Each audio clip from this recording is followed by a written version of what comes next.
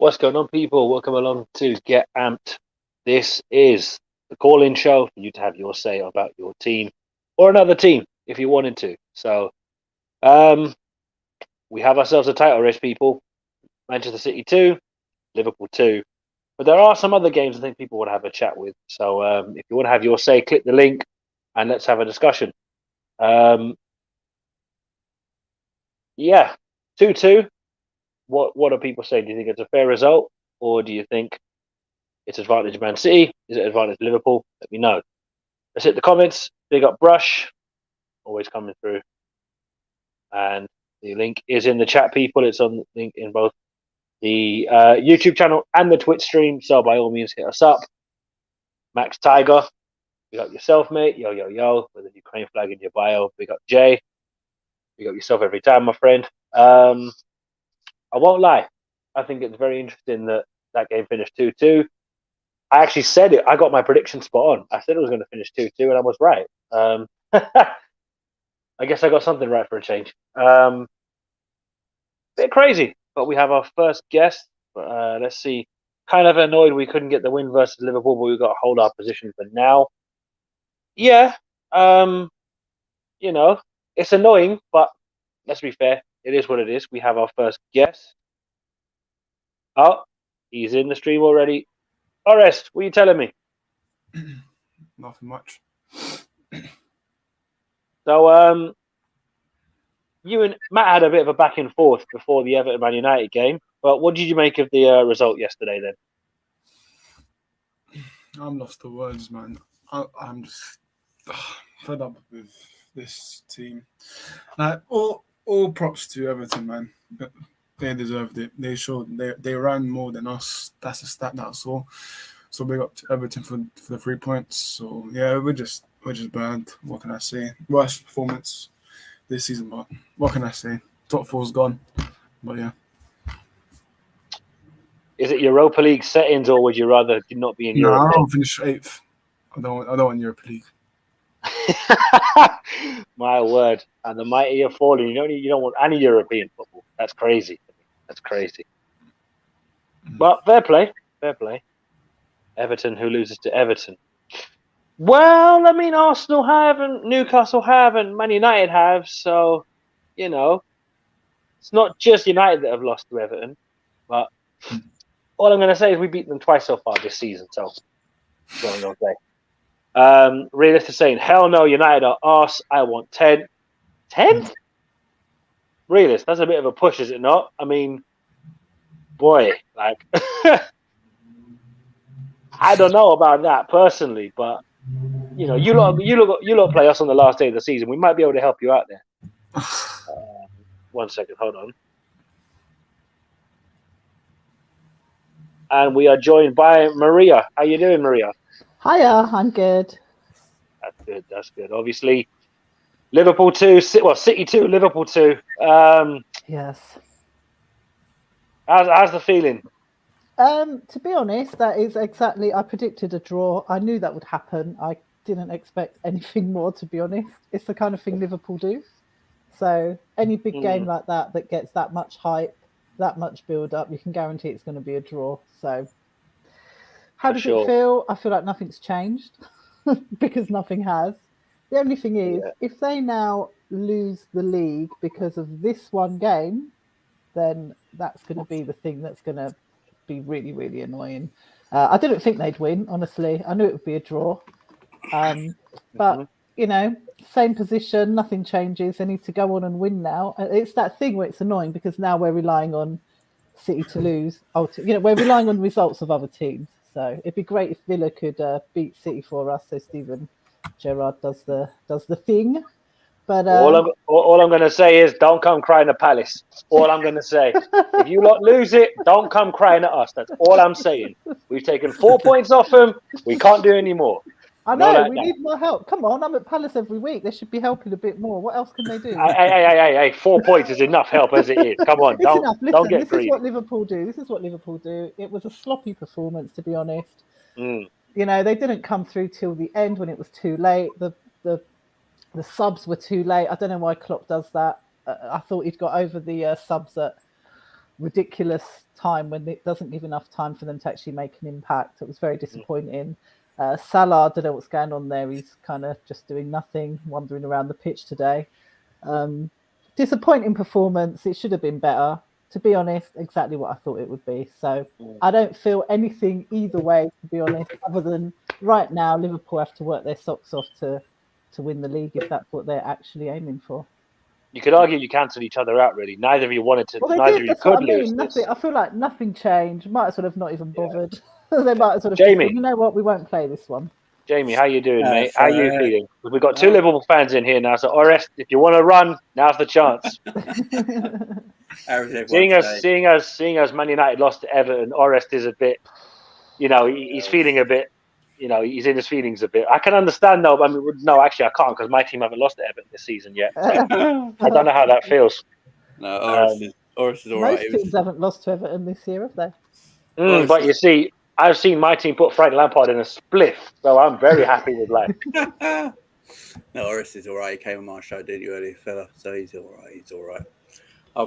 I've cancelled him through it. He's good. There's Tariq. There's Terence. You all right, fella? Terence. Big up Jamie, man. Big up everyone. Maria, Orest, Nate. You're telling me, T? Good?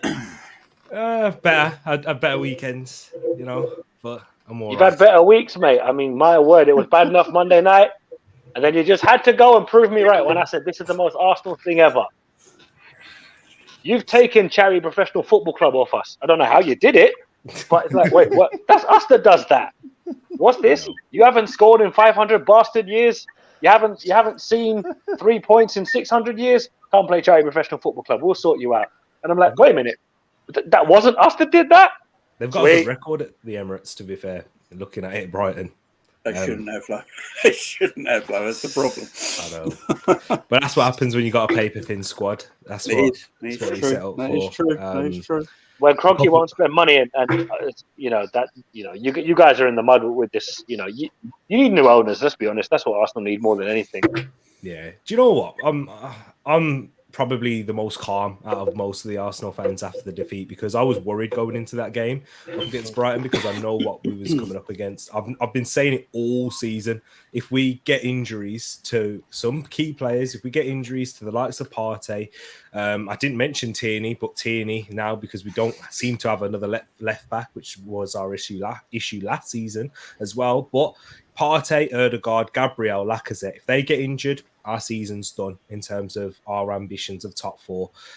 So that's why I was a little bit more reserved in at first place. But then seeing the other teams around us, like Manchester United, Spurs having their failings and issues, I thought, you know what, maybe if we have luck on our side, keeping our players fit, in a similar way to when Liverpool won the league, they had a small squad, but their key players remained fit throughout that season. And yeah, we've not had that. We've got what we deserved in terms of the defeat against Crystal Palace. We were poor. We played you both 2 times after the international break now, and we were shocking, and you were the better side. And yeah, against Brighton, it's what happens when you've got no goals throughout your side. And yeah, we have no midfielders that are at the level that are required to be creating chances on a regular basis to have that stability. And yeah, it is what it is. But I'm calm about it because I expected this, and we are in a rebuild at the moment. So I try and urge as many Arsenal fans as possible. Be patient. You knew this was going to happen with certain injuries. We know that Partey is so important to the side, and we need to hopefully next season build on that, whether we're in the Champions League or Europa League. But we have to be in there, and then if not, then you can look at the manager if we're not in the Europa League at minimum, because that's what we was aiming for before a ball was kicked. So you got to be patient, look at it with a level head, even though the heart will be telling you something different. Yeah, for sure. That's a totally valid point. So, obviously, the big talking points this week would have been Liverpool Man City. We've seen it's a 2-2 draw. Jamie and Marie have given their opinions on it. As neutrals, Tariq, obviously, Orest, you're in a horrible place right now, seeing both of your hated teams in title contention. It's sign of the times, I'm afraid. Shout out Prince. Some people won't get that reference, but some people will. The important thing to remember, though, Orest, is that, it could be worse. You could support Derby County. It's not all bad for United fans. Don't act like you're in turmoil and your club's on the brink of oblivion. You don't know administration, so it's all good. Look who's popped up. Look who's popped up in the comments. You just know he's been itching to get on. Matt, if you want it, the link is up there in the chat. Jump in. Big up to Chris from Leicester Till I Die TV. I was on his watch along earlier on. What can I say? We lost to the better team. Leicester deserved it today, I'm afraid. We just have Wembley on our mind. Cup semi-final settings and that. Oh, sorry, Man United, Arsenal fans, you don't know what that is these days. So sorry about that. Hey, talk to Man United, not me. I mean, wait, are you in the semi-final, Tariq? No. Okay, then. So you don't know what it's like then. Okay, fair enough.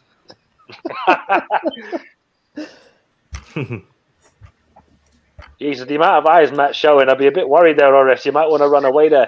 That doesn't look good. I'm cool, man. I'm cool. Yeah, I know. I don't know what to say, really, because this is where Sky need to hang themselves. They hype this game up so much, right? Liverpool, Man City. You're thinking, Liverpool, Man United, fair enough. That is a genuine hatred. That's a genuine rivalry. Liverpool, Everton, same thing. Liverpool and City didn't hate each other until, 2014, maybe? At a push? We don't hate each other now. They don't hate each other anyway. Yeah, exactly. No, but you know what I mean. You know what I'm saying. They have you believe that the rivalry's been there for long. It's like, no, it's not a rivalry as such. It's just the two biggest club, the two best clubs in Europe at the moment, ain't it? That's all it is. And with Liverpool and City at the moment, they're just. It's not a rivalry. Let's get it right. Liverpool and Man United will always be the rivalry. There will always be hatred there. That hatred's been there since them two clubs become football clubs. That's just the city, the teams, the everything. There's a hatred there for both of them. I don't hate Man City. It's weird. I'm sick of the sight of them.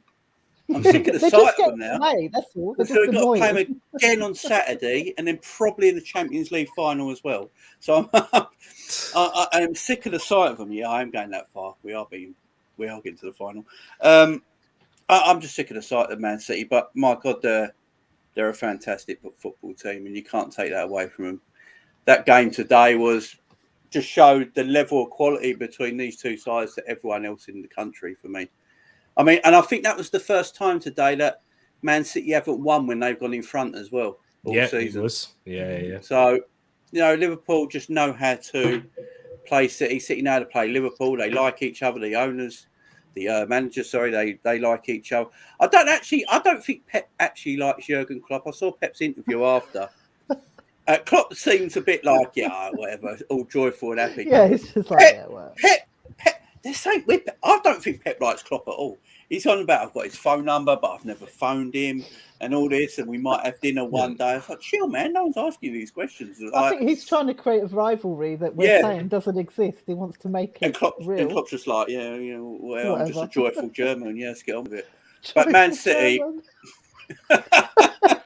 But you got to think of it though, Jamie. He's not going to like him though, is he? Because he's the thorn in his side. Way. That's the problem. They get in each other's way. Well, and when you're that competitive as well, to reach the level that Pep and Klopp have done, you have to take an unhealthy amount of passion and obsession with football in a way. Totally. So that's why they are where they are. I've got so much respect for Pep. He's probably the best coach I've seen.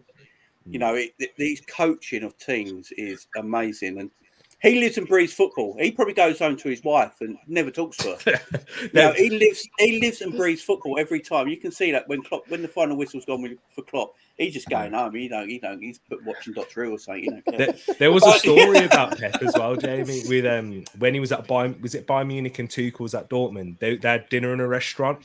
And the restaurant had to kick them out because they spent so long just talking tactics with salt and pepper, knives and forks. That's literally what happened. They didn't even touch their food. They just did tactics and use players. Oh, you see this there? You gotta run. That's what they're like. They got kicked out. Did you see? Sorry, that's right. No, did you see Pep's hug at the end of the game? Yeah. It was like the most aggressive hug. I thought he was actually going to slap him, but it was a hug. It's because he played everything today. City played so well. They did. and they still couldn't win. I think he's But just do you know what? his That's- head can't work that out. He's Yeah, go- because what Liverpool are good at is even when they're performing badly, what they've now discovered they can do is they can still either win even when they're playing badly, or they can at least draw with a team like against a team like City. Yeah. So Liverpool aren't beatable in that way. They've done something this season that last season they weren't doing. I don't know what it is, but they've done something where even if they're really rubbish, not that they were rubbish today, but they weren't good enough. But No, City were the no. better team today. Oh, yeah, yeah. But they still managed to get away with it somehow. I thought. Sorry, that, folks. For some reason, my stream was fucking up for a second, so I was just trying to Oh, fix you're it. good now. You're good I'm now. gonna I gonna thought you get got some. bored. You're like, I've had enough of this. I'm off. No, not at all, not at all. Look, I've got Wembley on my mind, so I don't give a shit what people are talking about. It's cool. I don't care. I'm just looking forward to next Sunday. Talk as much shit as you like. I don't care. Where are you sitting next Sunday, out of interest? Block 548. Ah, So we're way up in the gods. Me, Rich, and Nikki, Palace Elmo. I'm in Russ saying Matt has 126. come to collect. Yeah, I think we Got should the give Matt. receipts ready to go. I think we should give Matt his time here. Go for it, Matt. Oh, listen, Matt, the floor is yours. I'm just here for the vibes, really. To be honest, with you. I'm just here. No, to, you're not. Behave about you're only here for the vibes. You're here to take the seats. I'm just here to see if RS is okay, man. To be honest, with you. But I think he said to me on Monday that Everton are shit and United will batter them. I think it was it something like that. I think it was Everton are shit, man. United going to batter them, man. It's just something like that, wasn't it? So I just listen. To be fair, RS sent a tweet my way this afternoon, and he congratulated Everton for their win. So they deserved it and stuff like that. But listen, I'm not going to sit here and be like, "Oh, Everton were brilliant" and all that. They just wanted it more. That's the way it was. Manchester United just watching Manchester United lately. I think everyone will agree with it. There's nothing there. It's such boring football for a Man United fan. Like, it must be just so disheartening to watch them the way they were before. Even last season, like, they were playing 1 better second, football. Matt. See that? That's the world's smallest violin. yeah, I don't feel sorry for United either. I'm with you there. Listen. How terrible of them. They've had 20 odd years of success, and all of a sudden, because it's not going their way now, we've got to feel bad for them. Nah, No, we don't feel bad for them. enough of that. I don't feel bad for them, but I'd say I know where they're coming from. When they're saying we're so shit and all this kind of stuff, we're terrible football, like all this kind of stuff. Get over it. My team are sitting in 17th spot, and we just managed to get a win at home. Like, do you know what I mean? So it's just one of those. But like, I'm not gonna sit here and say, "Oh, Everton were brilliant. They created so many chances." They weren't. Like, Man United had chances. Pickford was brilliant, kept us in the game the whole way through. And listen, it's one of those games where we weren't expecting 3 points, but we got them. And it's such a shame that we didn't manage to get more points on Wednesday against Burnley, because if we had managed to hold on or at least get a point against Burnley on the Wednesday, it would have been a different story. But that's football, like, you know what I mean? Like, we just flip-flopped it. We were supposed to beat Burnley and we didn't, but we weren't supposed to beat Manchester United and we did. So it's going to be a long last 8 or 9 games of the season. But listen, if United are dishing out 3 points left and centre, Everton are going to take them. So thanks very much, RS. Appreciate it. I mean, if a player, someone called Fabian Delph, gets man of the match, then that tells you everything. Oh, I mean, the thing is though, Everton. I can hear an echo. Can anyone hear else an echo?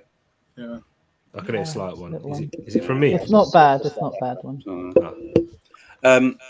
Thing with Everton, they outrun Man United yesterday, and Everton are in so much trouble, and they outrun Man United yesterday. Ralph Ragnick's not worked. The players at the club, like Ralph said, I can't believe he came out and said all of them need to be sold, and he expected them to still play for him the next day. I mean, that's the only good thing Ralph Ragnick is. Whoa! It's gone mad now. I can hear myself. His name. Oh, There we go. Still me back. Actually, is it you, shall man? we mute ourselves? Oh, Yeah. I don't think it's me. Probably I think it's off my echo cancellation. 1 second. God. Oh God. Bear with me. Yeah, it's bad. It's gone now. It's okay, is it? It's gone. It's good. No. Yeah. Go on, what were you saying, Jamie? No, I was just saying the only decent thing Ralph Ragnick has done in the last 12 months is convince Jurgen Klopp to buy Konate instead of Upamecano. That is that's the only good thing Ralph Ragnick's done in 12 months. One second, Jamie. Realist, can you stop killing me, please? Players that don't even try to run. Hey, that's where McTominay's important, though, isn't he? That's all he does do. Make chicken sandwich. No, less of that. As Matt said, I did pick up Everton, so props. I give props for me. I can still hear this echo. Yeah, I don't know. Everyone mute their thing one at a time, and we'll work out who it is. Who's going first? Right, I'll go on mute now. Me. I'll go on mute. Okay, Then me. And me. I think it's Orest. Nah, it's not me. Yeah, because I can't hear it when you're. I can't hear one now. Right. No. Good. All right. I think we're good. I think we're all good. Sorry, people, for the technical issues. The gremlins. But as I was saying, But what was you saying, Norris? She was giving praise to Everton. Go on. You're Carry on. giving Everton the props. Yeah. Actually, before you start on this, where's Manchester Mania? He was talking the most. I know he told me personally that he had to do some exam or whatever. But yeah, as I was saying, Okay, exam work. How convenient. Mm-hmm. yeah. As I was saying, fair play to Everton. Get 3 points. Lampard. I don't ring him, but it is what it is, man. Vibes. Actually, it was a deflection by Maguire, so yeah. But yeah, Everton played well, man. They ran 10 kilometers more than United, so it is what it is. But The only thing that Ronaldo managed to do was smash somebody's phone after the game. That's all he managed to do in that game. Speaking of smashing, make sure you smash that like button on the stream, people. Nice, nicely done there. Oh, Yeah. that's Matt. I'll give Matt the credit for me. He Yeah, said I it's did that a in your smashing, stream, yeah. Yeah. Smash that like button like Ronaldo smashed that phone. But really, like, honest, like, where are United going to go for the rest of the season? Because is the season over now? for me, it's over. It's already over, man. I actually want it to end because when I look at these players, they don't care, man. They really don't care. They're on vacation. Like Cavani, he's on vacation. Varane always getting injured. For me, they don't care because you know what? They say to themselves, "Oh, we got an interim manager, and he's only here until the season, so why should we care for him?" That's what I think as well. That's what it is. Can't keep bringing Cavani into it because Cavani hasn't been there since before Christmas, so he's not the problem. Like, yeah, he's not. You know what I mean? Yeah. So, like, you have to realize as well that they're not gelling as a team. They're a team of individuals, and I think Manchester United were trying their best to create a team mentality. And then I'm not saying it's Ronaldo's fault, but I think when you bring a superstar like Ronaldo into the team, a lot of players just are kind of hoping for him to do something, and you lose that kind of team mentality. Whereas towards the end of last season, United were playing well as a team, and it just for me they've lost their identity a bit. Studying for a COVID test. Listen, that's what he told me, innit? So yeah. But Matt, you are right. But he just talked. If we'd been looking at Manchester United as a club, though, that's where you can see it all seeping through. When you've got that many players that future's in doubt, you know, you got Paul Pogba coming off the bench for an injured Fred, and people wonder why these certain players are playing. But I know it sounds like quite, you know, simplistic, and this is what you expect from footballers earning however much. But the players like Maguire, McTominay, Fred, they play every week because they actually play like they're going to be there next season. Not that they're good enough for Manchester United, but they've got Manchester United at heart. And I know it's all this passion merchant tapping of the badge, but you literally don't have that as a part of your club right now. The futures, the cliques, the culture, everything is just toxic, and you can see it with the players. Like you can't tell me as individual players that you should be outperforming this poor Everton side, like who have their own issues as well. So, and it was clear to see going forward, Everton looked threatening Richarlison, but they didn't really have any bite with that. They barked. This guy was going to keep you up with his head, mate. That's what annoyed me. Do you see what I'm saying? Richarlison. He was. That was before in the olden days, mate. Roy Keane would have 2-3rd him. I'm being serious, but Um, it is what it is, man. But that's I'm- Tia, But you know, T- do you know what it address is this as well? comment for a second. 1 second, Matt. Yeah. You see this comment, Tariq? You may need to address that. about the long, was he talking about it when he was talking about like Gallagher and that about cheating? Yeah, I saw that. But it is what it is. No, he got clipped because you know what it is. Cecil mentioned what's his name? Lamptey. Lamptey, yeah. And he thought he said he was on loan. He's not. He's not even on exactly. Yeah. He's not on loan. It's like, mate, what is going on with this football club? They're just doing the mud. Yeah. What? Realist to say, we don't have a club, bro. We have a business. I'd actually agree with that. To be fair, it's all Yeah. commercial with Man United. It's not even about football. But like, what are United gonna do like next season? Like you say, like they just want the season to end. They might as well start looking forward to next season if that's the way. Like they're not like They are though. That's what. yeah, they're no. doing. But what I'm saying to you is that what like they have loads of players they have to get rid of and they have to replace those players. So you're not just talking like get rid of 2 or 3 and bring in 3 or 4.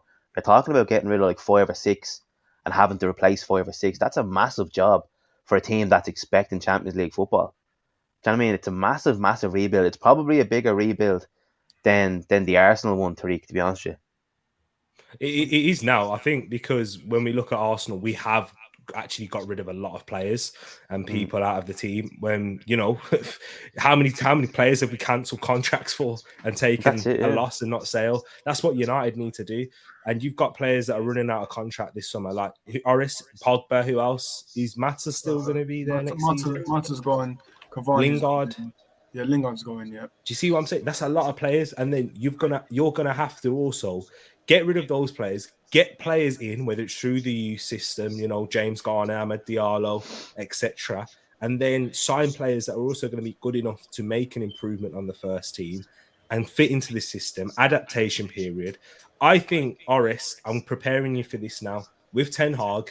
Yeah, you're gonna hit a few rocky patches, not 1, not 2, more than 3, I would say, and you're going to have to be prepared to ride it out for the vision. And it's going to be difficult. You're going to have fans within your fan base saying, what, this fraud, Ten Hag, he did well at Ajax, but what's he done in a top 5 league? That will come. I promise you that. I think like Tariq, I think like next year probably be kind of the same as this year. But this year you're kind of looking at it going, there's no vision, there's no direction. But like next year, if they do get rid of the players, bring in a couple of players, and if the results aren't there, at least you can see some form of vision going forward. And like, yeah, next year Man United might finish 5th, 6th, or 7th again, but at least there's signs of improvement. And like you say, Manchester United fans are just gonna have to bite the bullet and deal with it, like you did for the last 2 seasons. So yeah. 1 second. Anybody else echoing? Because Tariq kind of is. I know I'm kind of hearing myself echo. I think it's Matt and Nate. There's a little, but Nate, when you're speaking, I can hear your echo, and I think it's coming from Matt's end.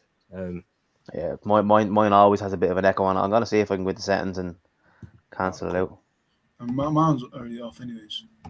But as I was saying, I'm willing to give Ten Hag some time. But for me to do that, obviously he's asking United for him to get in control of transfers, let him sell the players, sign the players. For me, I'm willing to give Ten Hag time. For me, but you're gonna have to. It's not even a case of I'm willing to give Ten Hag time. You're gonna have to give him time. Yeah, but I know other United fans that they're not patient. They're gonna say, "Oh, if he doesn't win a trophy, then I want him out." I know United fans that are like this, but it is what it is. For me, get Ten Hag as soon as possible and get a proper structure as well. And for me.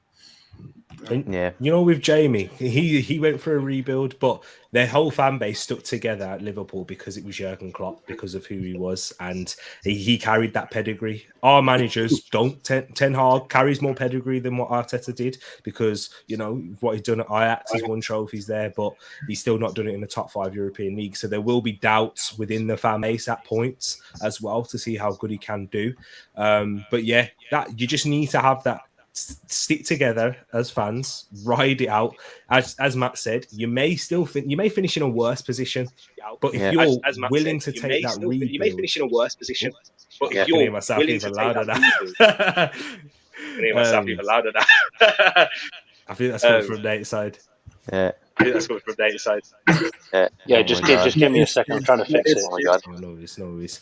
But yeah, but that's what I'm just looking at. So you need to understand that as fans, and I know there's going to be fans who do recognize that, because you do have some sensible Man United fans. I didn't believe it until I've done this YouTube thing. So yeah, but you'll be all right. You've got the materials to compete with any side in the world in terms of how much money you make, how much money you can spend. It's just about spending it wisely this time, though, and making sure everything is in place for the manager to succeed. One thing, Tariq, can we just talk quickly, actually, before I'm going to have to jump off in a minute. Can we just talk about Arsenal turning into Spurs and being bottle jobs? Nah, I don't think it's bottle jobs like that. I think I've recognised the issues that we've had, and we had a couple of injuries at the start of the season. We missed Thomas Partey. What happened? Arsenal haven't won a game this season without Thomas Partey in the midfield. Yeah, but I'm talking about the last 3 games. Tariq. What's Oh that? my God. What's that? Crystal Palace. Crystal where Palace. We had injury. We had Tavares.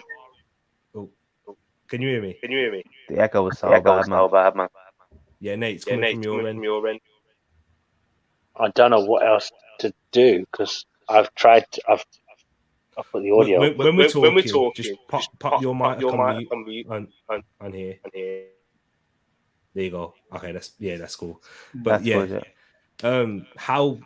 with how bad we have been. Yes, the last 3 games, the last 2 games we lost to Crystal Palace, deservedly so. They played well. We didn't turn up on that day, and yeah, what's come out was Partey was struggling with fatigue. Tierney obviously he had an injury. There was a few messing around there. There's loads of things. But I think that Palace result was a bit different because I'd accept losing to Palace in terms of how they played, and we were off our day. Palace gave us a good game when we had Thomas Partey in the midfield anyway. But when we have such a poor squad depth, I was saying this to Nate earlier on, Palace's bench was better than Arsenal's, and they had injuries. Yeah, the squad depth was so boring. Shambles. Yeah.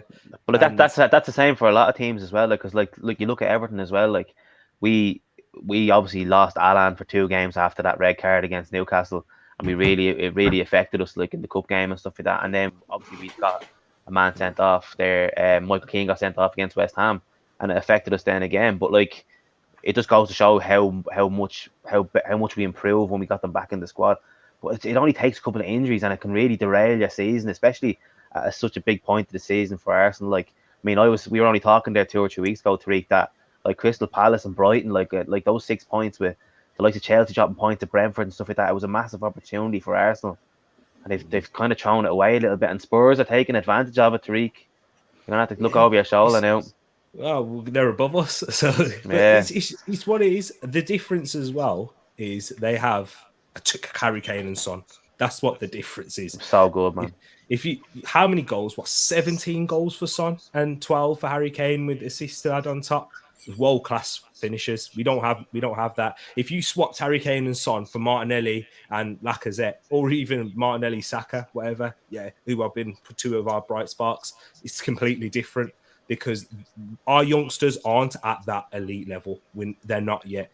We have to accept that. Yes, they're amazing. Yes, they're above most people at their age, but competing against elite level, look at Liverpool, man. Jota, Mane, Salah, how many goals they've scored. And then you got Luis Diaz coming in next season. He'll score easily 10 plus, barring any injuries. And then you've also got a poor side like Spurs with Harry Kane, Son, even Manchester United. This is where the questions, it's crazy because you got Ronaldo, you got Cavani. At the start of the season, you had Greenwood. Then you still got Sancho, who's bedding in. He can get more goals and assists, and he's at that table of we're talking about elite output even in a top 5 league. When we're talking about the Bundesliga, our players haven't proven that yet. So it's a step too far for them in a way. So I'm remaining calm. I'll be very disappointed if we don't reach it because it seems like an opportunity missed. But I'm not going to be calling for the manager's head after he's just got 2 manager in a month. Will you take a Europa League spot? Even though it's an improvement like from last season, you have to look at it that way. But it will be disappointing because you've been in 4th spot for for how long now, and it will be a case of you guys throwing it away a little bit. Just one more question as well about Arsenal. Obviously, Lacazette is coming probably towards the end of his career at Arsenal. Arsenal are going to have to spend money on a striker, aren't they? Yeah. And it's hard in this striker market to get a striker that's out there because there's not many at the level that, it's not a striker's market anymore. We were saying previously when Liverpool signed Van Dijk, that's why Harry Maguire went for what he did. And Van Dijk at the time was seen to be overpaying because it was hard to find a premium defender. Now it's the same for strikers. It's so hard. And the top strikers are going to be going for ridiculous amounts. Sorry, my man. Is that probably the fella at Benfica? What's his Darwin name? Núñez. Darwin Núñez. Núñez. He looks like an Arsenal player to me. I can't think of too many strikers. I've said this for a while now. The number 9, the out-and-out striker, is almost a dying art. Almost. Mm-hmm. It's all attacking wingers now, and false 9, number 10s. That's where everyone likes to play. And I don't. Arsenal, look, they've got a very thin squad. I didn't realise how thin Arsenal squad was until I saw theirs and Crystal Palace's bench. And to be, I was like, wow. I mean, that is a thin squad. And I will say, do you think Arteta's got a problem with forwards? Because since he's come into the team as the manager, Aubameyang's gone. Lacazette don't score goals no more. He puts too much faith in Martinelli and Saka, which I think is wrong because they're young boys. You shouldn't be putting all the faith into them players. Do you think Arteta's got the something about the way he plays? Because I'm looking at, apparently you could end up this season conceding more than you did last season and still scoring less. Yeah.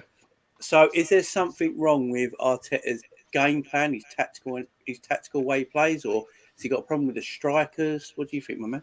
It's the whole rebuild process again for what Arteta wants to do, because he wants us to be at the table and where you and City are, and to get there you need to have a whole footballing team. It's hard to have a striker like Aubameyang and be as good as Liverpool and Manchester City. It's the same conundrum that Orest is having at Manchester United with Ronaldo, because Ronaldo at this point in his career still a machine, can still score goals, still a threat, but won't provide much more in terms of build-up play, pressing style. And that's what he wants from his striker, Jamie. And that's where Gabriel Martinelli, Bukayo Saka, they're being relied upon too much. I agree with that. There is too much emphasis on them. But I can understand where he's coming from, because he's trying to... He knows we're not there yet, and he knows that we can't be competing at that level, but we're going to have to be patient to get there. So I think we're looking for the next piece of the puzzle. Someone like a Darwin Núñez, who I don't think is a finished article, but he's very aggressive in the press. He's got a physical presence. He can drift out wide, similar to what, looking at, there was not a defined number 9, an old-fashioned number 9 in today's game. And that's why it was so amazing, because when you look at Jota peeling off into the wide areas, and so many people coming, overloading the wide areas, coming into central areas like a Jesus, Jota, Mane, Salah, Foden, Bernardo Silva. It's just beautiful to watch, and that's why you guys have revolutionized the game in that aspect. So I hope that we can get someone. It's not even a specific number 9. We just need someone who's a bagsman to score goals, a killer. Whether that can be your Mo Salah from the right wing, or whatever, left wing or central midfielder coming in. We just need someone to do that. So it looks like number 9 because, Martinelli, Smith Rowe, Saka, they seem to be taking up the wide positions. But I just need to see someone be a killer for Arsenal in the same way. In the summer, it's going to be interesting because Arsenal, Man United are almost going to be in the same market for the same sort of area in positions. United are going to need attackers because their attackers are grandpas. They need. Cavani, he hasn't played. I don't even know he's played all season. And Ronaldo's 37 now, and I don't see Ronaldo playing Europa League football next season. So I doubt he'll be at Man United next season. So United need strikers. Arsenal need strikers. Chelsea need strikers. I mean, they're all in the same market together. City. If they get the one everyone's talking about at the moment, they've got the striker in Haaland. But everyone's in that same market at the moment where Liverpool, we don't really need that, but we need certain areas. We need more athleticism in our midfield, which you saw today, which was the problem. It's like talking about the game today of us. Fabinho, I absolutely love. I love Fabinho, but he's got no turning pace. And once you run past Fabinho, he can't catch you. Same with Thiago. I love them as footballers. But I had this discussion, after Oris was on it, I had a show after the game and a calling show after the game, getting everyone's opinion of the game. And what we mostly came down to is that if you remember Man United, when they were winning everything, they had a world-class squad. But you have people like Kagawa play Champions League games, and it doesn't mean the player that he took over isn't a world-class footballer. He just suited them sort of games. Mm. And I think when we play City, and it's the only team, to be fair, when we play Manchester City, we need more athleticism in the midfield, more pace in the midfield, more recovery pace in the midfield. So for me in the summer, that's what I'd be looking at from a Liverpool point of view. And, a right back that was coming for Trent, because Trent got cooked in that first half, no lie. But in the second half, he was much, much better. Much better defensively in the second half. First half, he was terrible. But he plays too much football. And he's only 22 years old, and you can burn young guys out. And we need a right back who can play there and take Trent out for a few games. We need a bit more athleticism in midfield, and then I think we're fine. Because defensively, we're fine. Goalkeeper, we're fine. I like Kelleher as our number 2. Yeah. And the forwards, all depending what's happening with Salah. So if Liverpool sell Salah in the summer and get good money for him, Liverpool will recruit that money really well, because that's what we do. We're very good in the transfer market. So I'm not worried about that so much, because you have got your Jotas in there who does score 20-plus goals. Diaz, I think, will score plenty next season after a pre-season. Mane, still a good player. Like Mane was fantastic today in that second half, especially when he played number 9.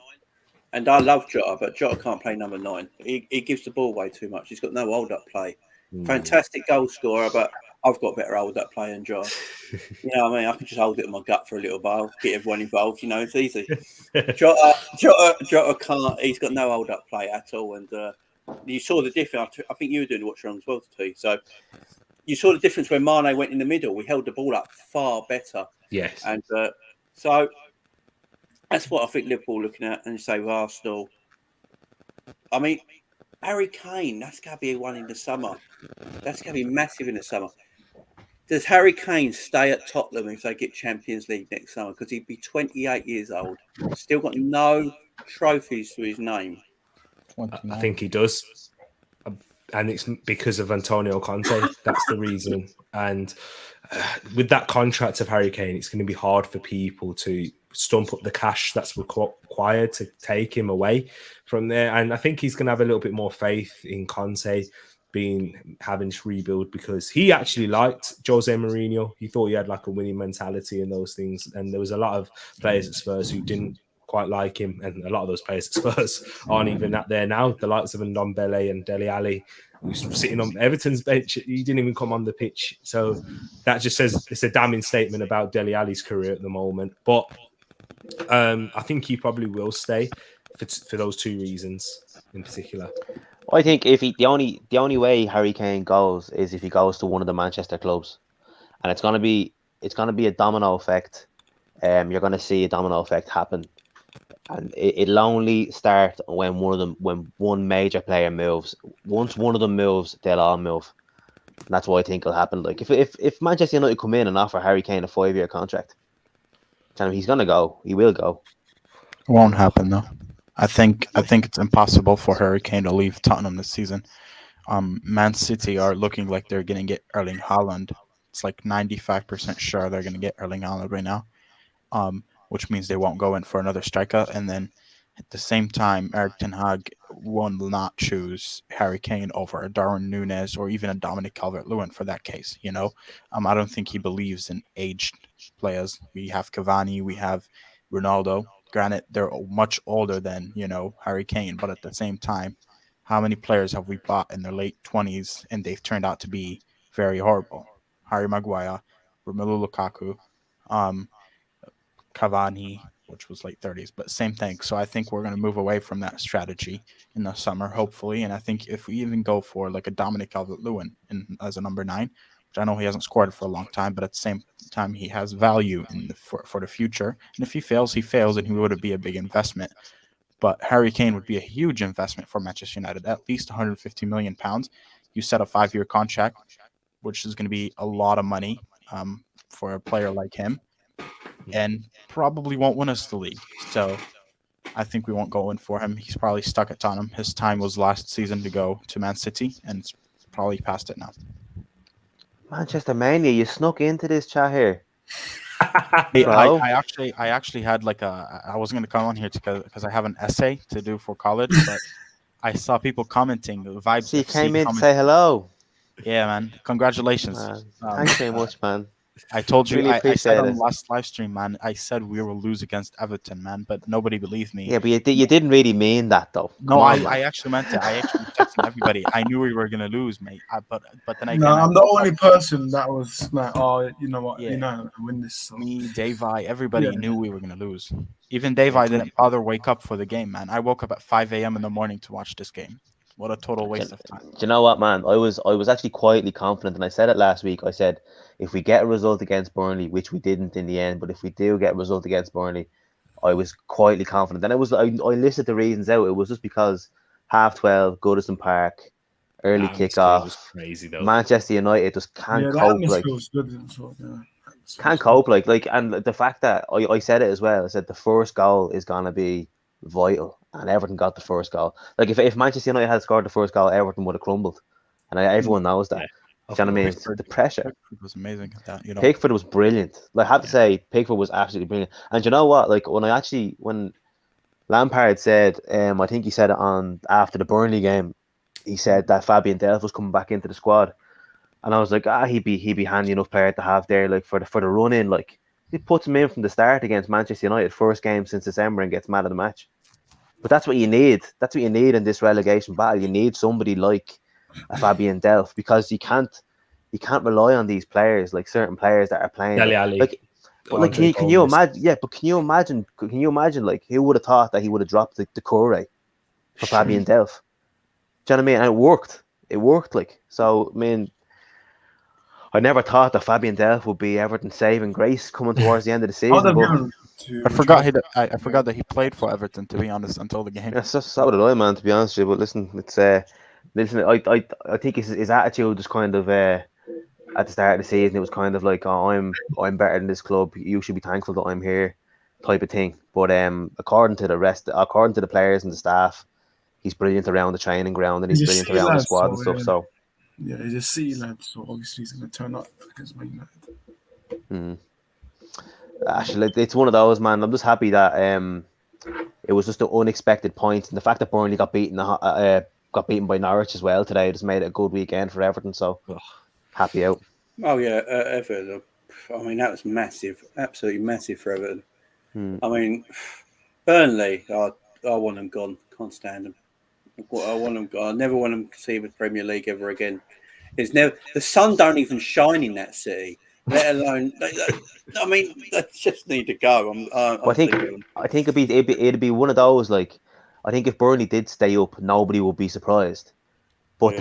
the fact that it could be Everton that go down, do you know what I mean? Like, usually it's like West Brom or Sheffield United or something like that, but it could be Everton or Leeds that go down. Like, so it's like, I think Leeds are safe for me. Leeds are safe. Yeah, Leeds are all right. It's I don't between care, Burnley no. and Everton now. hold on. Look at the table again. I'll look at the table. Look at the table again.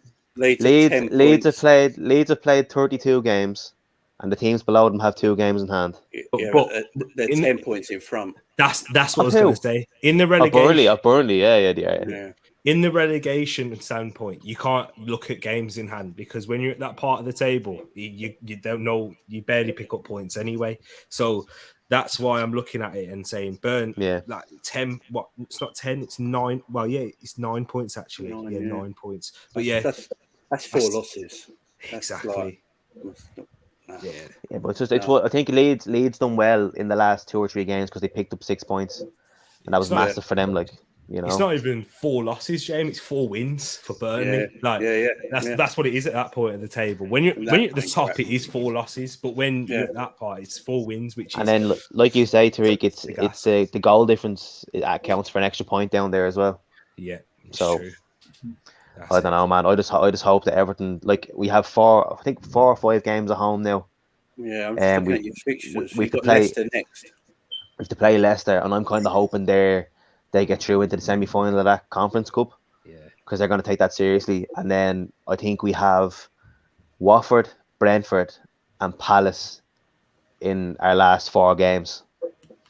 So, and I'm hoping that like Brentford and Palace are kind of on the beach already with their flip-flops on. Yeah, That's what I'm hoping. Next week's game's huge for Burnley because they've got West Ham, which West Ham could be off the back of making the semi-finals, and if they make it to the semi-finals, I back them to lose against Burnley because it's at Turf Moor as well, isn't it? Because they got to fly from Lyon into. They'll be bouncing, they'll be high. But can you imagine flying from lovely Lyon to Burnley? West Ham got beaten today, didn't they? By Brentford. By Brentford. Yeah, Brentford are nice and safe now. They're fine. Yeah, they are. They're sorted now. Yeah, because like you look at Brentford, like you say they haven't hit the 40-point mark, but they're going to pick up 3 or 4 points towards the end of the season anyway. So they're sound. I'm very happy for them, man. They're probably my second favorite team in the Premier League right now because their story of how they got promoted. Behind Everton, is it? Yeah, behind Everton, man. I love Everton, man. Jesus. Yeah. I was on a rant, man. I wasn't gonna come on here to do a rant, but you just started, man. Thank you for Everton for just crushing Manchester United, man. This team sucks. I hate Manchester United with everything I have, man. Jesus Christ, this team cannot. Let me just collect your tears. Yes, please. Drink them Just later an on, man. update. Just an update for any United fans. Apparently, there's a protest for the Norwich game on Saturday. The biggest protest. Apparently, the organization was the 1958 one. So apparently, there's a big protest happening on Saturday. So Wasn't there meant to be a protest at the start of the season, but Man United fans got your Ronaldo shirt? yeah. That's how they shut us up, man. That's how they shut us up. If you really think that they bought Sancho, Varane, and Ronaldo in one summer just to like actually invest in the team and try to win something, you're wrong. The only reason they bought these 3 players is because they want us to forget about the Super League. And like the sheep we are, we forgot about the Super League. And we fell into that hole again. And we are right now again knowing we're going to play Europa League football next season. We're going to have to listen to that stupid Europa League theme song next season, which I hate so much. It gives me so much PTSD. That's a good song. Come on, it's a good song. It's stupid, man. No, it's stupid. I'm used to it now. Come on. I've never heard it. You have. You were there. Yes, you have. When Jurgen Klopp lost that final. Yes, you did. Yes, you have. That's the only thing I can say, JV. That's it. You see, everything else. I'm sorry.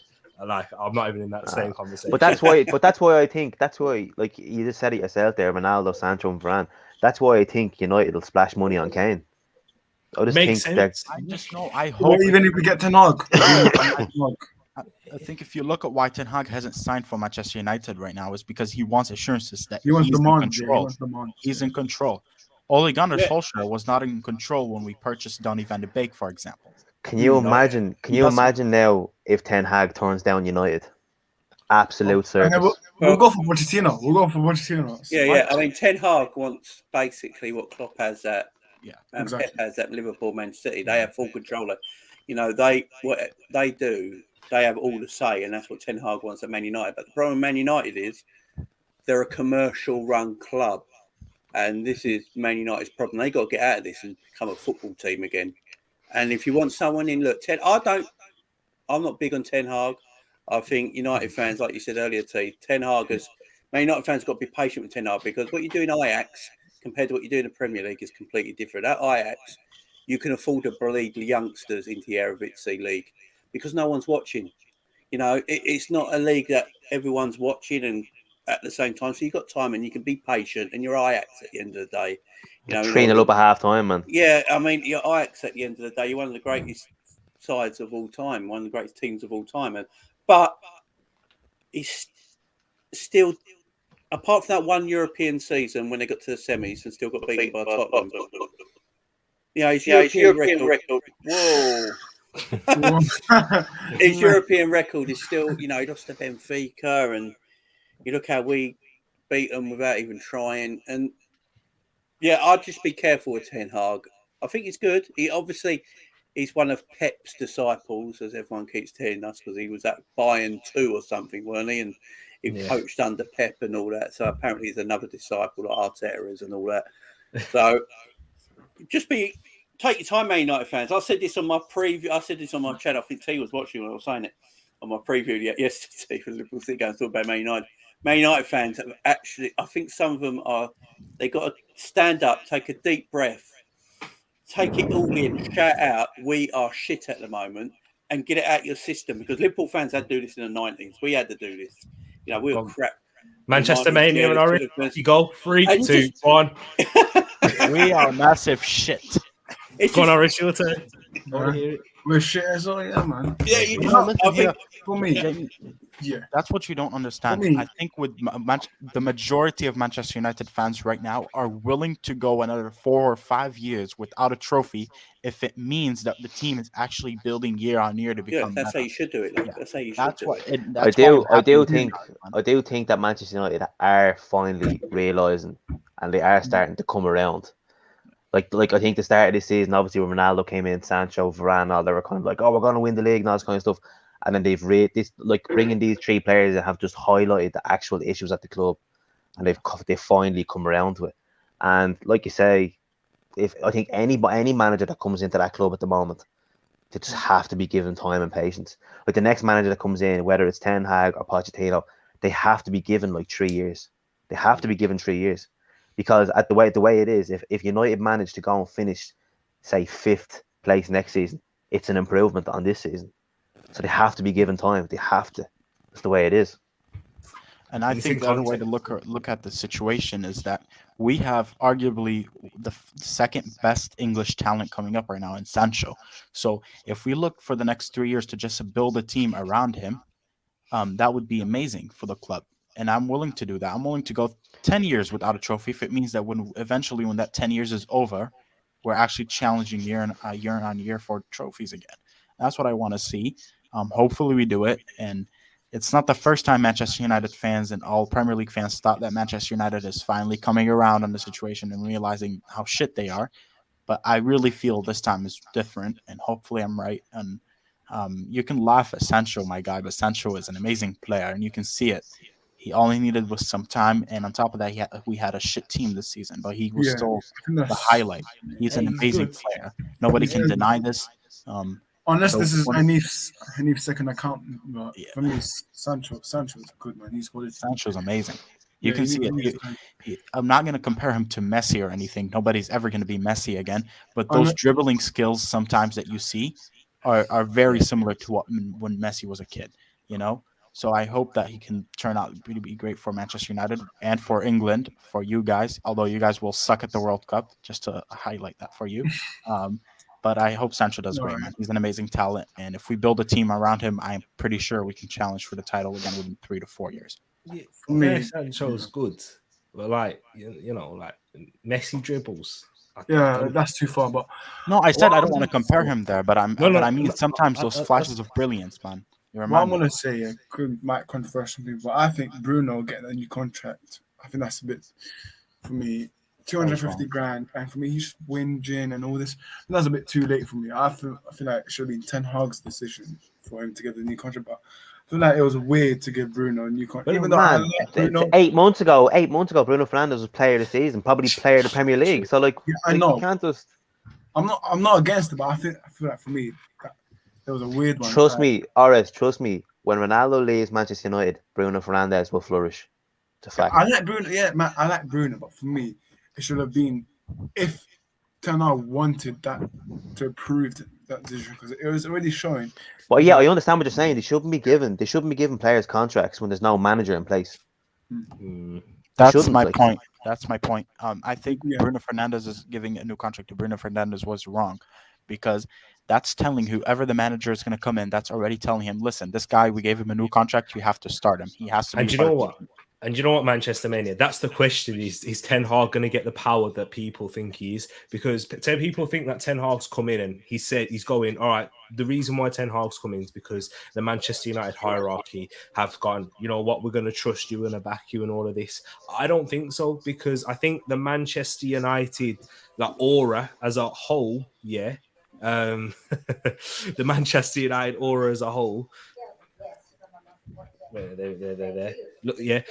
As a whole, it probably draws him in, and he thinks that, you know what, I'm going to have an opportunity here in the top league to I can turn this around, because pride is a massive thing with these managers, because he's still yet to prove himself. Ten Hag he's still got to. So it's going to have to be. He might have a reality check when he comes in, because I will be honest, people look at Manchester United outside. Not the fans, not fan groups, because we look at it in a different way. But within football, people look at it and say, "All right, these players, there's some good players here at Manchester United that we can build around." I know it seems mad, but that's what these coaches and stuff are looking at, because they've probably done better with worse players. Do you know what I mean? Yeah. So that's what they look at, and that's why these players are internationals when they're not playing well. We won the league with the worst team than Leicester. Remember that? Yeah, but that's the Premier League these days, lads. So competitive. Anybody can beat anybody. Like back in the day, like 10 years ago, Manchester United would not lose against anybody in the bottom half of the table. They wouldn't. Do you know what I mean? It was like they might get the odd draw or something like that.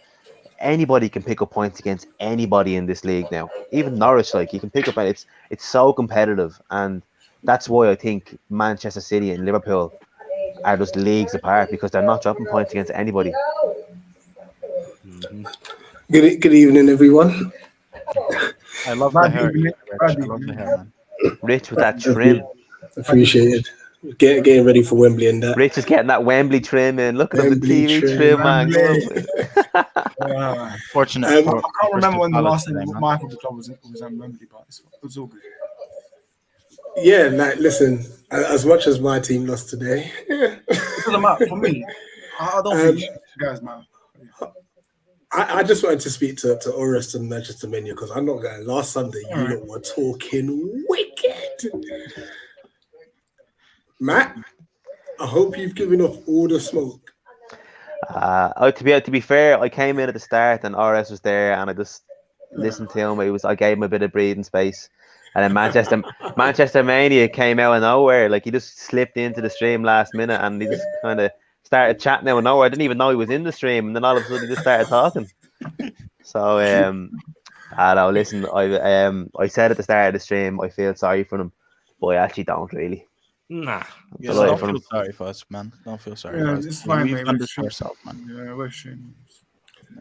Can I say, after Burnley's defeat today, you're safe? No, we're not. No. Look at Burnley has a very tougher. Everton has a very tougher fixture list than Burnley. Yeah, but if Burnley are going to Norwich and just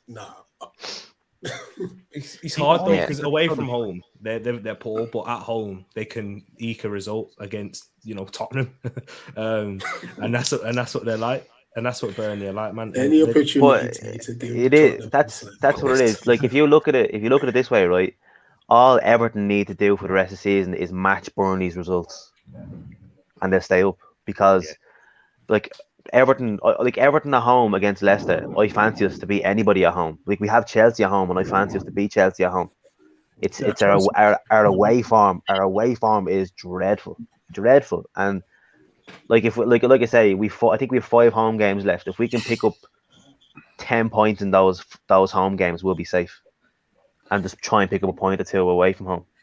Do you trust Frank Lampard then? If you survive, do you trust Frank Lampard? Yeah, because he said it himself. He said it himself in the interview. He said, "Now is not the time for beautiful football. Now is not the time to try and play expansive football. Now is the time to play dodgy football and brutal football." I do agree with that, but when has he ever played? Exactly. Huh?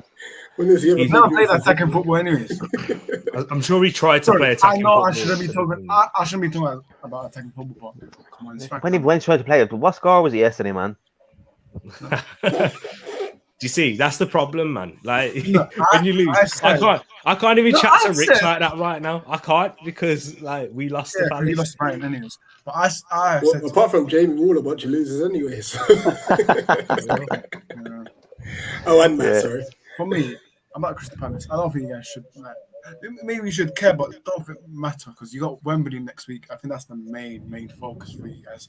And maybe try and get to the final. But I think you know what, Crystal Palace versus Liverpool in the final for me. Hopefully. Do you know what? Crystal Palace. I hope you guys can break a leg, and I mean Yeah, literally Rich, because I'm we've on- got I'm Chelsea with after Rich. you. So yeah, Rich, break I a did leg. tell you I like Crystal Palace. I like you guys as a team. So. DC, I was sending for Matt on Instagram. I was snapping like over Dominic Calvert-Lewin on Thursday. I was going mad. I was like, oh my god, like honest to God, he's putting himself up in pink suits the day after we get beaten by Burnley in a relegation battle. Just have a break. Yeah. Have a break, and then he comes around and he played yesterday, and he was a bit of a passenger up front. He just didn't really. I think he did work hard, but he just didn't really affect the game whatsoever. Came off after 70 minutes, and then he put out this Instagram statement saying people are questioning my commitment to the club and all that kind of stuff. Saw that, yeah. It's like just put your head down, man. Just get off social media for the next 5-6 weeks. Put your head down. Yeah, Like, I got a it's question for you, ridiculous. man. Yeah, before the Everton Man United game, I was watching videos and I was seeing Everton fans saying Seamus Coleman's finished. He's gonna play bad. But what's your thoughts on Seamus Coleman? Because he played amazing against us. So what's your thoughts? Seamus Coleman will always give you 100%, no matter what. Now, whether he plays well or whether he plays bad is a toss of a coin. But like you say, like yesterday, he feeds off the crowd. Like Goodison crowd, it gives him that extra gear. I think it's not the fact that Seamus Coleman is doing Everton a disservice. It's Everton that doing Seamus Coleman a disservice. Everton should have brought in a right back 2 or 3 years ago when Seamus Coleman had that leg injury, and we've brought in a right back now who's now injured for the rest of the season. So now we have to rely on Seamus Coleman for the rest of the season. Didn't you have what's his name, Sidibe? Yeah, we had him on loan, Right. and he couldn't even put his sock on. Yeah. That was one of the best things ever, man. He's sitting there, and Carlo Ancelotti's just there, standing there, like looking at him, going, "Where's your socks, man?" That's when you knew how to leave Everton as soon as the opportunity is there. You know what I mean? No, but see that you can't focus on loan players. But I don't understand. Like Everton were spending 25-26 million on centre mids that we didn't need, and then we had Seamus Coleman, who people are saying he's finished the last 3 seasons, and we only bring in a right back in the January transfer window, and then the manager who brought the right back in gets sacked a week later. Tell me, it's just a shit show, man. At the moment, like it's really bad run club, and I like what Manchester Mania said, or what Ora said as well, or whatever. Do I trust Lampard next season? We've no choice. No choice to trust him because every time you sack a manager, your managerial pool gets smaller and smaller and smaller and smaller. And what manager's going to come in and want to take on that project of a team who's just finishing 17th or possibly in the championship next year? No manager's going to want to do that. So we're going to have to basically let Frank Lampard be his own stepping stone. And listen, if it works out, it works out. If it doesn't, it doesn't. Like if Frank Lampard goes on to be this brilliant manager, it's only going to be in Everton's interest to let him do it at Everton. So if we stay up, I think he will be the type of person to tell a lot of people to piss off, which is a good thing. I think he will tell certain players to do one. I think he's already done it to the likes of Andre Gomez. I think he's told Cenk Tosun that he's not in the plans at all this season. He's basically just saying, like, listen, you can sit out the rest of your contract. Still plays for Everton. Yeah. But I think, he's fit. He's fit and ready to go. But he's just basically told him that he's not part of the squad anymore.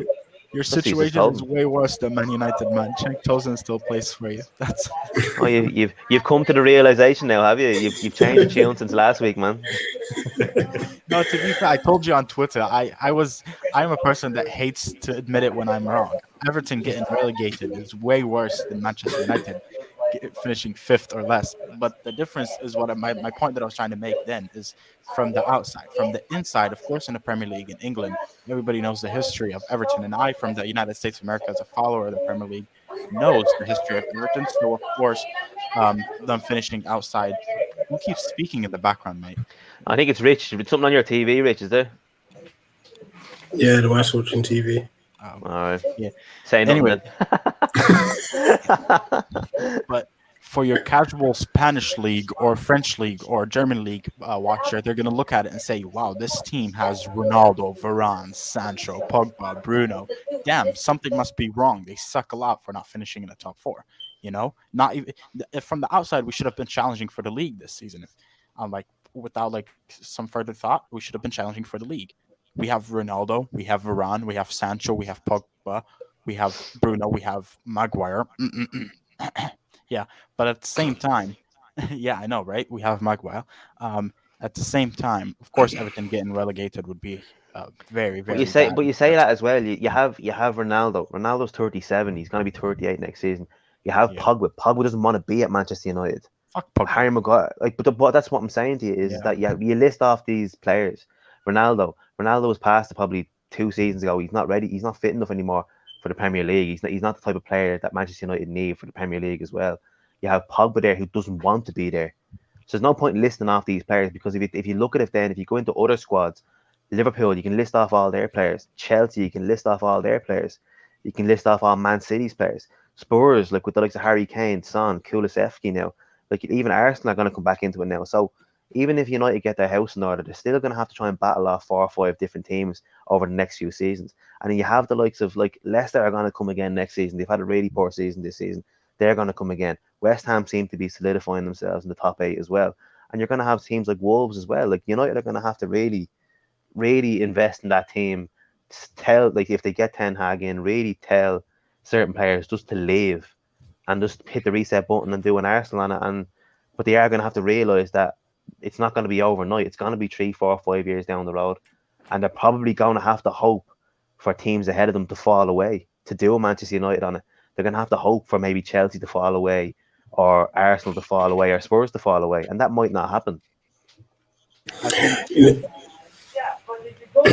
So, Manny, I was just going to say, just obviously, well, there's a mad echo, isn't it? Just obviously, let's bring this to an end because I think we can talk about this forever. I just want to, like I've done before, just ask one question each and such. Okay. Or rest. Bruno, did he deserve his contract? Maybe. No. Get off the fence, Alex. Get off that fence right now. Come on. Big man. Did he deserve his contract? Yes or no? And why? I'll probably say yes. Go on and say why. If you look at the impact he's done for United, maybe I feel like he deserves it. Okay. I know Tariq wants to challenge him. All I want to say is, don't make the same mistake as Arsenal in terms of when you give players contracts, give them for what they're gonna do, not what they have done. Because what they have done, that's what their contract's there for. But yeah, their current one. So yeah. I agree. Jamie, I've been burnt. Would you let Salah go? Yeah. Because this contract negotiation thing seems to be a bit. Yeah, I'd let him go. Club before man. At the end of the day, love Mo. I love him, but he's 30 years old. He knows what the club structure is at Liverpool and the wage structure Liverpool have. He knows it himself, and the money he's asking for me, he knows the club are not going to match. So, if that's the case, he goes. We move on, and I trust my team and our recruitment to find someone suitable to replace him. T, I know obviously you've been linked with DCL quite a few times. I would ask you, would you take Richarlison? You see, Matt, I'm sorry. No, I wouldn't, because I don't think his game. He leaves a lot to be desired for me in terms of his decision making. He's good at running the channels and when I look at the positives, I would say yes, but then the selfishness, the decision making in the final third, I'd stay clear personally. Matt, I'll come back to you because it sounds like you're dealing with. You sound like you're shaving. What? I thought you were shaving, then I heard Matt, you still there? Can you hear us? Yeah, still here. There it is. Oh, yeah. I'm gonna have to jump off. I'm gonna have to jump off in a minute. So if you want to ask me the question now, Yeah, no problem. What's your expectations for next season then? If you stay up,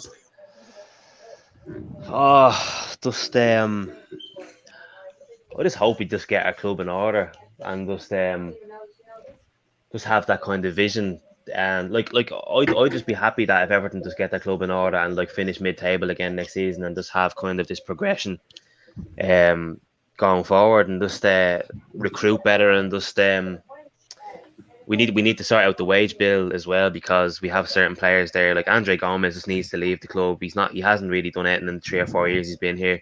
120 grand a week, and he's like Yerry Mina is on 125 grand a week, and he plays more times for Colombia every year than he does for Everton. So it's just we just need to kind of sort that out. And like if you look at it this way, I mean, if we get rid of those two players, get in maybe 20-30 million for them, I mean, you're getting 250 grand a week off the wage bill for two players who don't really play for the first team anyway. So you need to go do this kind of thing. So I think I hope we promote a bit of youth as well in terms of going down the route with Anthony Gordon as well. So yeah, that's what I'm hoping for next season. And listen, Tariq, if you want Dominic Calvert-Lewin, you're more than welcome to him. What about Richarlison? That's what Rich was asking. Do you know what? I love Richarlison, and I think it's Richarlison is too good for Everton, and I think that's the problem. What's his level? I think Richarlison would be a really good player for somebody like Spurs, or maybe even Arsenal. I don't think he's not Man City, Liverpool, Chelsea level. I don't think, but he's definitely.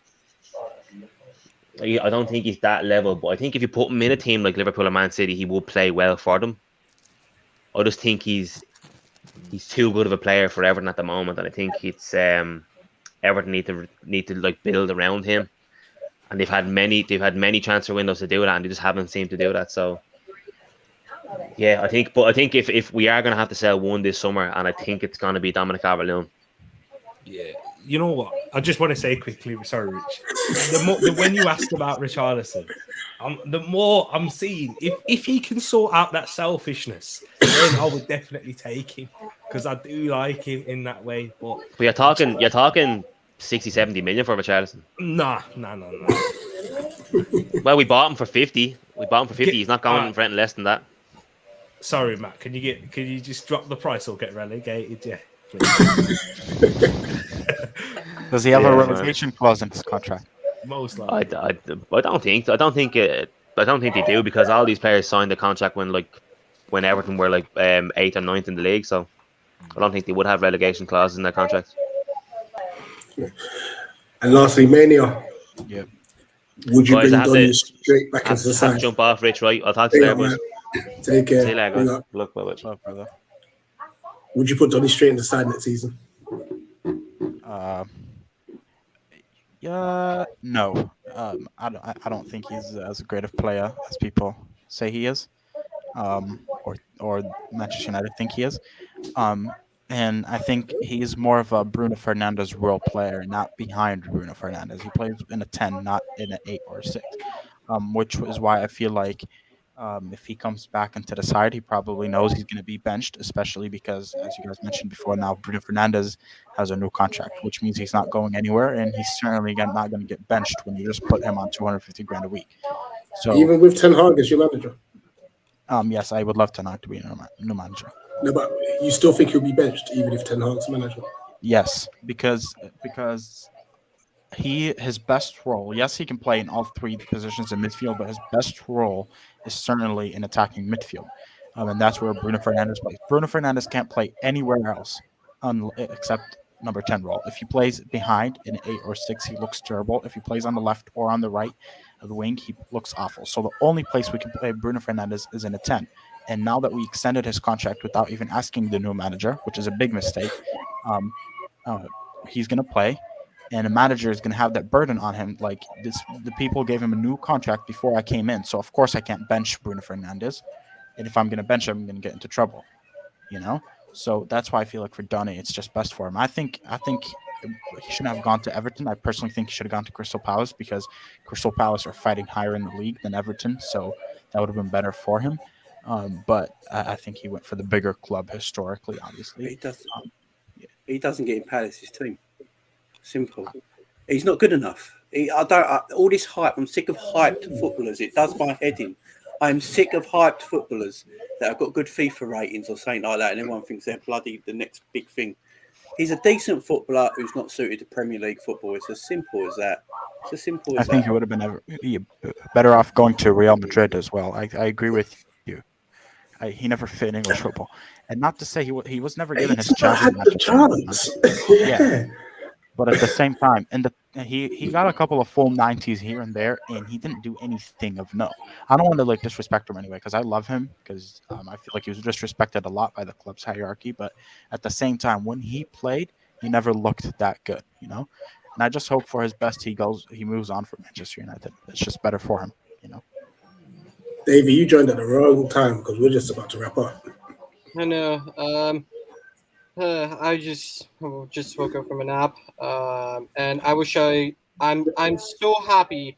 I am so happy I did not watch that game at the weekend. I said I wasn't going to watch it. I said I was not going to watch it.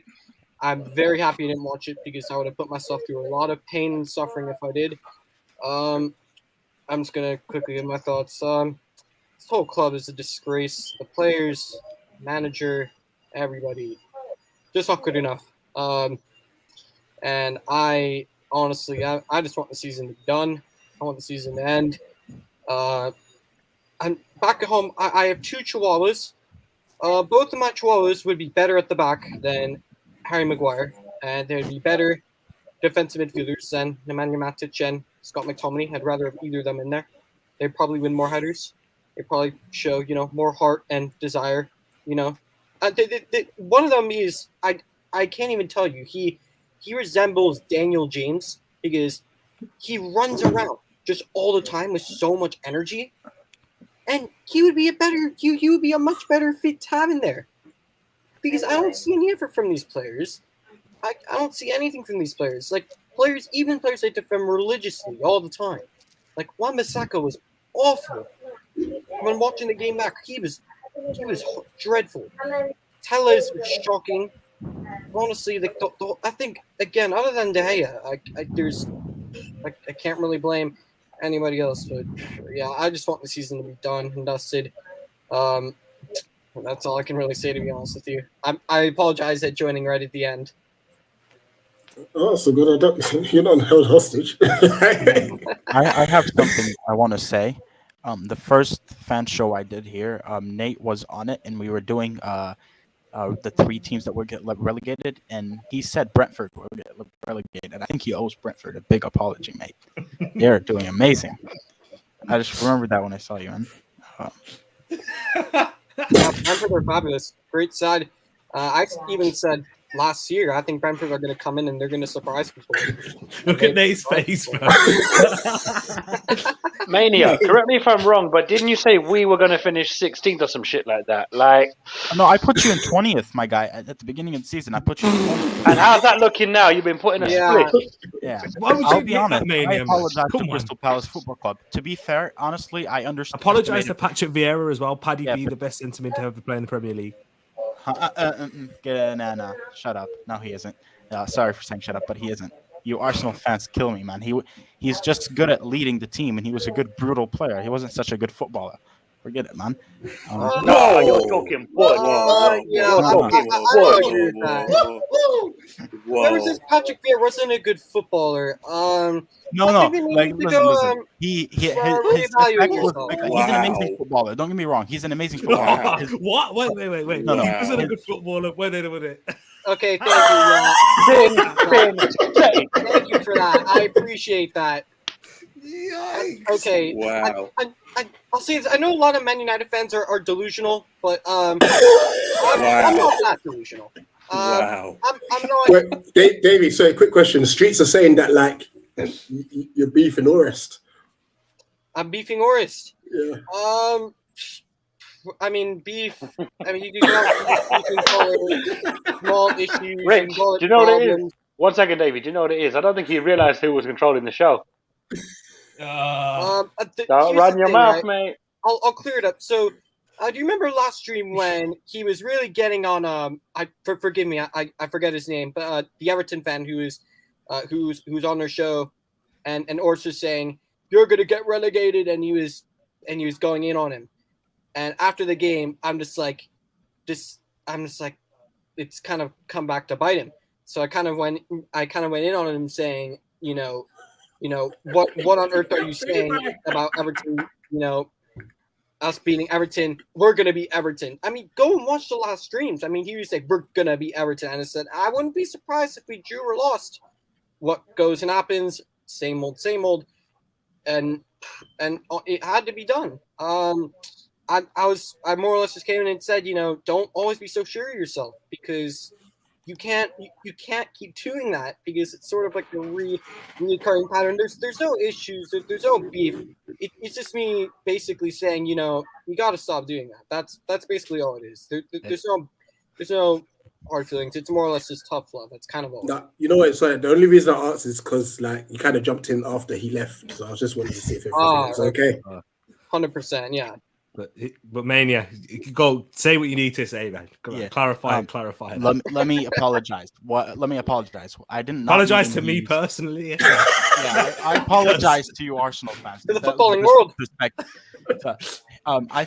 I think he's an amazing footballer, but what I was pointing out is that I think his footballing intelligence wasn't his key attribute, but his leadership, and that's why I feel like there's been much better players footballing wise than him in that position, but his leadership is second only to John Terry. Properly, that's what I was going to say, but I rushed to the conclusion.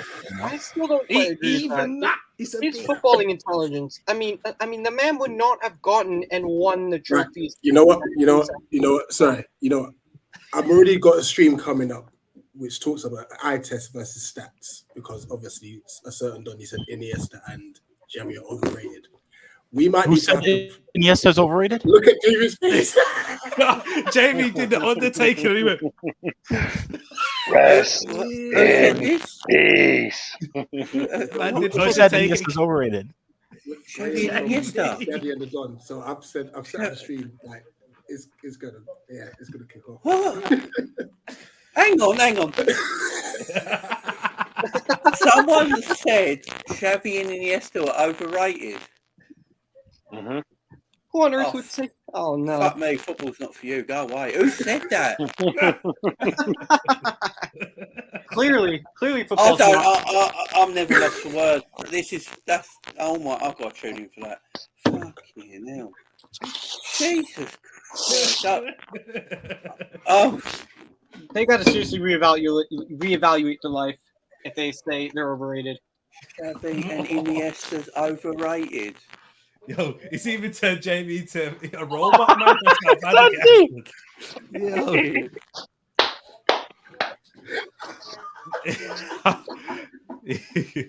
Oh man, I'm upset. Santiago, that's wonderful. I love that.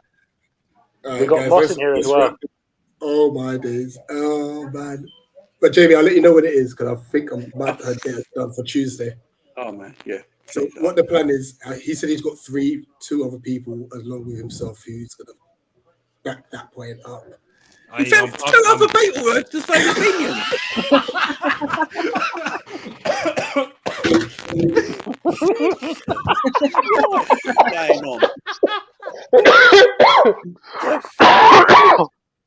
Okay, here's a question I have for everybody. Do you think if they weren't playing the same team together, they would be as good of footballers as they turn out to be? Come on. Subscribe. No, listen. Maybe does not rate midfielders. Mania, who's the best midfielder to ever play for you then? Iniesta. I think Iniesta. But I'm just asking a question. No, I'm not saying I think that. I'm just asking this question, mate. I don't agree with that, but I'm asking a question. I think Iniesta is the greatest midfielder of all time. Exactly. If I hear one person say they were system players, I will like Xavi and Iniesta. Xavi's the greatest Spanish footballer of all time.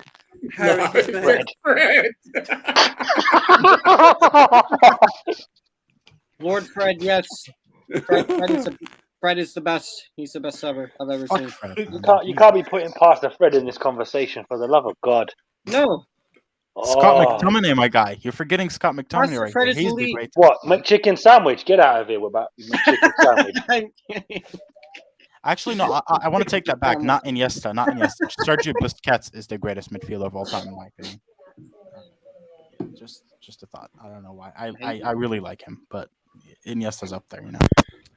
I can't wait to choose. Let's wrap this up. Yeah, bye. Nate, can I just say on Nate, big up to you, man. You've been a trooper of this today. Watch along for the Leicester game earlier on. Match Obviously, reaction. match reaction, and then straight onto this as well. So big up to you every time. I'll leave you to end the stream as you. Well, we'll give everybody a chance to shout themselves out, and then we'll call it a night. Fucking spider that just ran across my wall. Fuck me.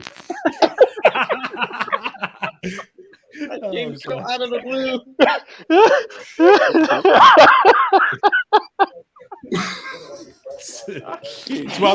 Hey, Jamie, what's Wan-Bissaka doing in your room, man? Hey, I know Wan-Bissaka's good at his last-ditch tackles, but that's taking the piss. I'm going to put my feet up. Looking at me right here. Right, I'll tell you what, Tariq, you go first. You shout yourself out first, Tariq. Big up, Nate. Big up, Rich. Big up, everyone. Jamie, RS, Mania, Dave. Big up to yourself as well. Everyone who's been on. RS back in the place. Big up. Man. Yeah, RS is here. Hope you're all doing good, people. Thanks for letting me come on. Come check me out. Tariq Talks. You know where it is already, people. Watch-alongs. Loads of things coming up. Big games this week, so it's just mainly filled with watch-alongs. Premier League preview too. You're more than welcome to join. And yeah, we've got plenty of content coming. Get this guy to 400, please. Hopefully, yeah, get to 400. Yeah. And Jamie's not far off 400 as well. 3 off. Yeah, 3 off. Just free. Yeah, 3 or 400, yeah. You know what? Here we go. Man, you're gonna do some challenge, right? Yeah, when I get 500, yeah. Gotta do a mad challenge. Jamie, Yeah. give yourself a shout out, mate. So yeah, Jamie Phillips football chats. I hate spiders and people who don't like Iniesta and Xavi.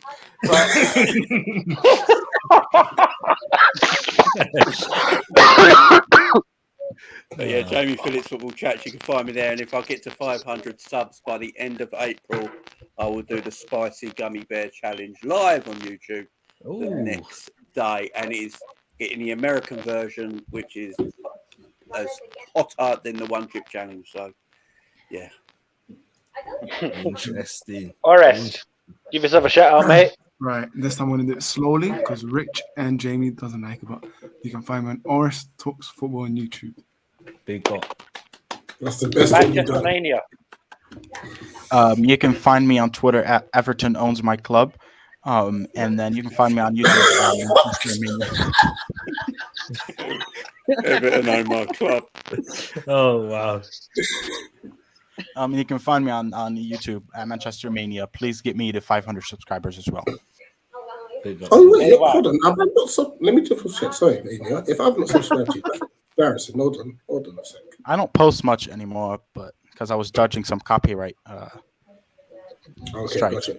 Is it just Manchester Mania, yeah? Yeah. I think I'm like 455 or something. Ah, there you are. You got Rashford and De Gea. Yeah. Update that. I'm not really a fan of Rashford anymore, but I just wanted to make sure I had to go to the right channel. yeah. That's me. I've dropped this up. You was a fan of Rashford, but not Vieira. Sorry, I'm just right. No, listen. Yeah, do you know what I mean? Actually, let me just say one thing. I know I'm a Manchester United fan, but I think Patrick Vieira was much better than Roy Keane. So, but I'm just saying that he's not as good as a footballer as. All right, yeah, the He's same an kid that amazing was talent saying footballer. Super Jack Grealish, whatever. Yeah, but honestly, if you're gonna ask me, I think Michael Carrick is much more better than both of them. All right, end the stream.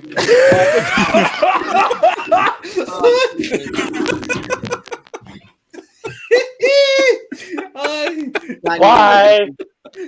That needed to happen. No. That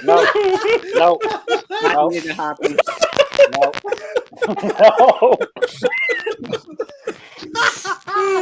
Oh gosh. Oh god. I can't believe it. That didn't happen. Man said Carrick is better than Vieira and Keane. What? Oh dear. Yikes. Yikes. Oh dear. Yo, Dave, Oh. hey, wrap it up, man. Don't say mad tape. Wait, please, I Dave, beg. wait, we need Dave to shout us. Need to try. Yeah, that's what we're waiting on. All right, Oh, dear. I was sort of waiting for all that to just narrow down, but anyways, well, you can find me.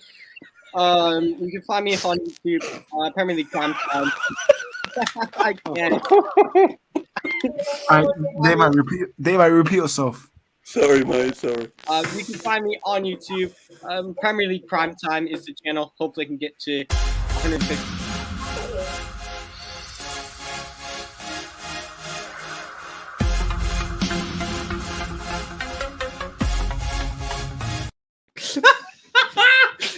Sorry, technical glitch. Sorry. No, it's fine. You can find me on YouTube, Premier League Prime Time. You can go and follow us on Instagram at PO Prime Time. Get us to at least 150 subs by the end of this season. You can also find me on Instagram at DaveI_20. But for the rest of the season, you'll probably find me best either under my bed or in my closet, sobbing and praying for the season to end. Okay, don't ever say in your closet again, mate. That won't end well for you, but fair enough. No, with quick context on it. Jamie, are you right? Come. I'm there. It's just funny as shit ever.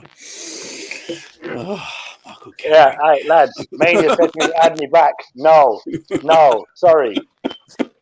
Not after that. Please. Oh man. Oh man. Oh man. Jamie said a madness Rich, tonight. you should ban Manchester Mania. That's what I'm saying. Oh, Look at his face. oh man. Yo, we better madness. No, Yo, Rich, I I want to don't hear claim what- them, man. Rich, I don't claim them as United fans. So. Michael Carrick. Wait, no, sorry. How is somebody with a straight face saying that Carrick was better than Vieira and Keane? What? Oh man. Yikes. No. Thanks for the support, guys. Like, share, subscribe. Fam. I can't. Oh, I'm sorry. Oh, man. There's no explaining it. He said that he can explain it. Let him explain it, Rich. Great There's explanation. no explaining that. No, there's no explaining it. I'm sorry. There's no, Rich, should we cut? yes, I agree. God. Peace.